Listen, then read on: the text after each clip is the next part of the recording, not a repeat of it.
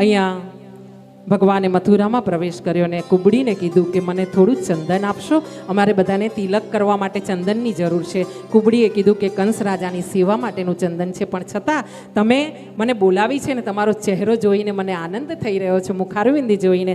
તો પ્રભુ એક કામ કરો, તમે આ થોડુંક ચંદન તમારા હાથમાં લો. અને આમ જ્યાં કુબડીએ ભગવાનને હાથમાં ચંદન દીધું છે અને જ્યાં ભગવાનનો સ્પર્શ થાય ત્યાં જીવનના સંસારના આ મોહ માયા અને કામ ને ક્રોધના કુબ્બડ રે ખરા, પડદા રે ખરા. હા, અને આમ કહેવાય ને, કરકે કૃપા કૃપાલુ ને પડદા હટા દિયા, કિસી દેવતા ને આજ મેરા દિલ ચુરા લિયા.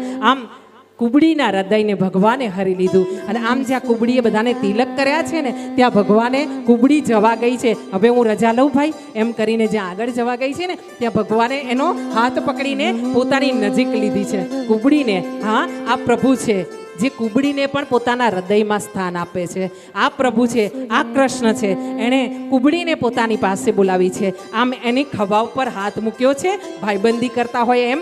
એની એક બાજુ એની દાઢી પકડી છે, આમ દાઢી પકડીને પોતાના બે પગ એ કુબડીના પગ ઉપર મૂક્યા છે અને આમ જોરથી ઝટકો માર્યો છે. કેવી રીતે? દાઢી પકડીને પગ દબાવીને ભગવાને પોતાના શરીરથી એને આલિંગન કરીને ભેટીને આમ જોરથી દાઢીને ધક્કો માર્યો છે. અને જ્યાં ઝટકો માર્યો છે ને ત્યાં પ્રભુનો ઝટકો વાગે ત્યાં પછી કુંબળ રે ખરા. આમ કુબડી તો 16 વર્ષની સુંદરી થઈને ભગવાનની સામે ઊભી છે, સુંદર યુવતી રૂપનો અંબાર બની છે. અને એવા સમયે ભગવાનની જય જયકાર કરીને આ કુબડી એના પગમાં પડી છે. પ્રભુના બોલીએ કૃષ્ણ કનૈયા લાલ की जय, अपने अपने मात पिता की जय. અહીંયા ભગવાન કુબડીએ કીધું છે કે પ્રભુ, મને તમારા માટે એટલો આનંદ થાય છે કે તમે એકવાર મારા ઘરે નહીં પધારો. ત્યાં ભગવાને વચન આપ્યું છે. જો જ્યાં જ્યાં ભગવાનનું વચન છે ને ત્યાં ને ભગવાને ગીતામાં વચન આપ્યું છે કે એકવાર આપણી ગીતામાં જે લખ્યું છે ને એ એનું વચન છે. અને જેણે નથી સમજ્યું ને એણે જ કૃષ્ણને નથી સેવ્યા. બાકી સમજદાર વ્યક્તિ જો ગીતા વાંચ્યા પછી સમજી જાય ને તો એ જીવનની કોઈ તકલીફો એને અડી જ ના શકે. કેવી રીતે? ગીતામાં એણે એક જગ્યાએ વચન આપ્યું છે. શું? મામેકમ શરણમ ભજ. હા, તું બધા ધર્મને છોડી દે, સર્વ ધર્મ પરિત્યાજ્ય મામેકમ શરણમ ભજમ. હા, મને બધા ધર્મને છોડી દે. તું પત્ની છે, તું સાસુ છે, તું જીવનમાં આ છે, તું એ છે, બધું છોડી દે.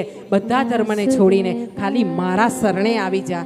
મારા શરણે આવીને એકવાર કહી દે કે હું તારા શરણે છું, મારા જીવનની નાવડીની દોરી આ સુકાન તને સોંપ્યું, જા.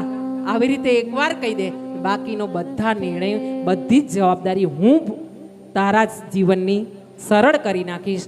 આવી રીતે ગીતામાં ભગવાને વચન આપ્યું છે. પણ આપણે બધા એવા નમાલા છીએ કે આપણાને ગીતાની કોઈ કિંમત નથી. જ્યારે જાઓ ફોરેનમાં ત્યાં ગીતાને વાંચી વાંચીને લોકો ભગત થઈ ગયા છે. હા, અબજોની એમની મિલકતોને દાનમાં આપીને એ લોકો ફોરેનરો અહીંયા આપણા વૃંદાવનમાં અને જગન્નાથમાં ફરતા તમને જોવા મળશે. હા, એમાં કશું હશે તો જ ને. હા, એ બુદ્ધિશાળી જાત, એ પ્રજાતિ બુદ્ધિશાળી અમેરિકાની ને બધી એ ગોરા લોકો આપણા ત્યાં આવીને ભગવાનનું નામ લે છે, બધી જ સંપત્તિ દાનમાં આપીને.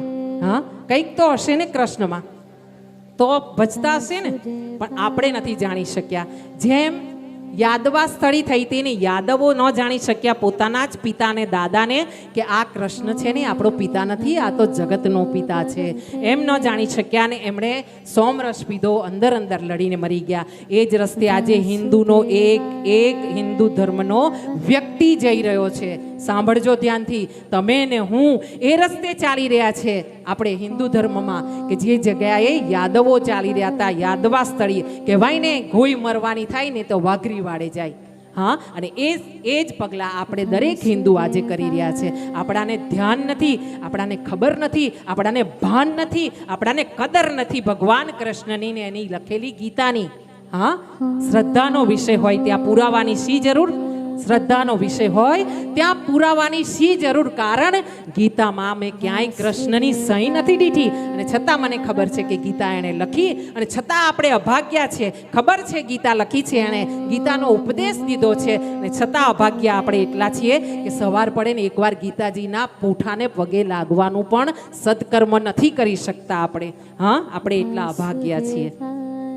આપણે હિન્દુ કહેવાને લાયક નથી. અને હું તો કહું છું, જેના ઘરમાં ગીતા નથી, જે સવારે ભગવાનને પગે નથી લાગતા, આટલી બધી આજુબાજુની સોસાયટીમાંથી જે અહીંયા મંદિરમાં એકવાર સવારથી રાત સુધીમાં માથાને નમાવવા નથી આવતા ને, ભટકાડવા નથી આવતા ને, એના જેવા દુર્ભાગી કોઈ નથી. એ હિન્દુ નથી, સ્પષ્ટ શબ્દોમાં કહું છું, એ તો બીજા ધર્મના લોકો છે. અગર હિન્દુ હોય તો એને ભગવાનમાં વિશ્વાસ હોય. ભગવાનમાં વિશ્વાસ હોય તો એ મંદિરે આવ્યા વગર રહે ખરો? દિવસમાં એને 5 મિનિટ ના મળે શું? હા, આવો ભગવાનના શરણે